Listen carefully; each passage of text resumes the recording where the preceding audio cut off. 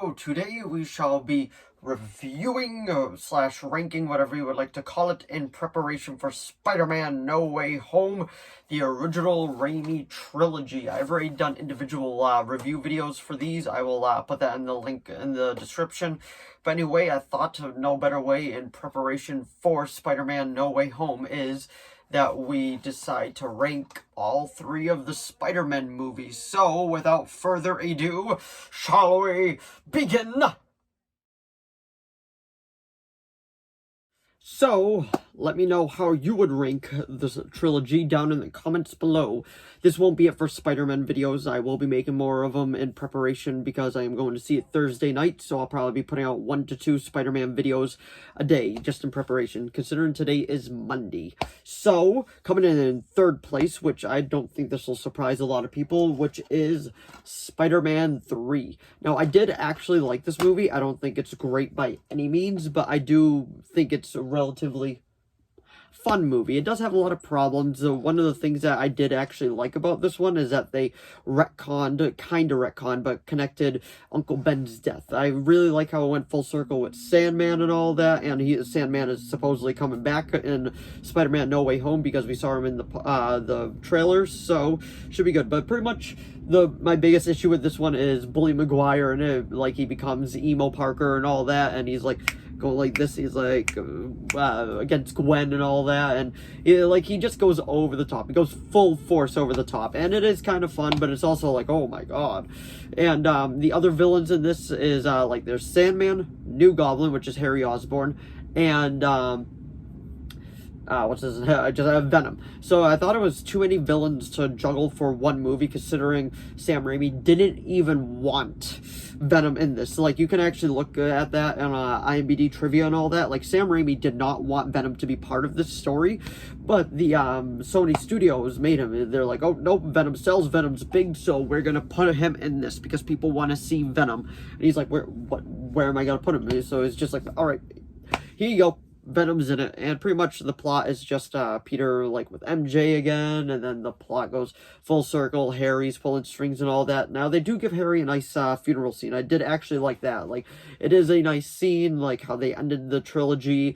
Like, we all know a fourth one was supposed to happen, but it does kind of wrap up the trilogy as well. So it's not really ending on a cliffhanger, which I was thankful about. But anyway, coming in third place is Spider-Man 3. So coming in second place is, now it becomes divisive because I'm curious what other people will say about this, is Spider-Man 1. I think this movie is an absolute classic. It helped mold the genre a lot, and I feel like it just has a lot of memorable scenes, so many memorable scenes. And Willem Dafoe as the Green Goblin, like, come on, you can't go wrong with Willem Dafoe as the Green Goblin. It's just like, out am I, and he throws a pumpkin bomb, and it's just so good. And Willem Dafoe, he does not need the Green Goblin mask to be scary. I mean that as the best way possible. Like, he is so good in this. This was one of the first movies I ever saw in theaters. This is a movie I grew up watching, and pretty much this gives you the basic premise. Boy bitten by spider, he gets the radioactive stuff in him, and then he becomes a superhero. They decide to make the webbing actual part of him, not like something he made, just actually part of him, which was a very different take than what the comics did.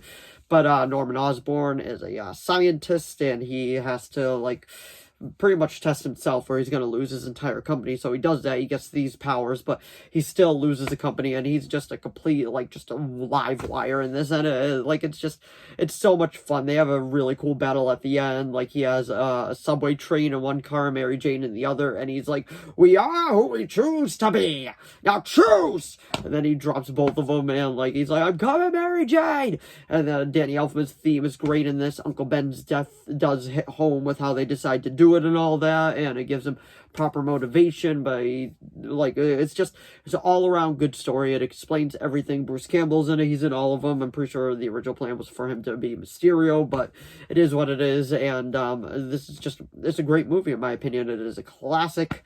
And anyway, that is coming in second place, Spider-Man, the original. So, coming in first place, which I'm sure you put it together now, is Spider-Man 2. Not the extended edition, the normal edition. I think that this movie is one of the greatest superhero movies ever made. Like, it tells a great story. Dr. Otto Octavius is a villain that you end up sympathizing with. You feel bad for him. Like, it's like, Peter Parker, brilliant, but lazy.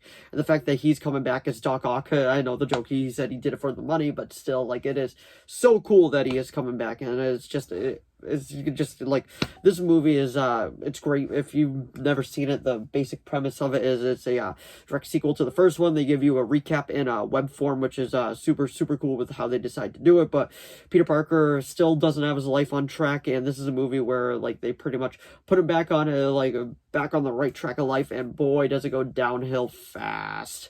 And like Dr. Octopus is a great villain in it, and they have a super cool train fight scene. It's just like, it's an overall great movie in my opinion. Like, it is one of the most essential superhero movies, and I feel like it definitely just influenced the genre as a whole from like just so many other movies.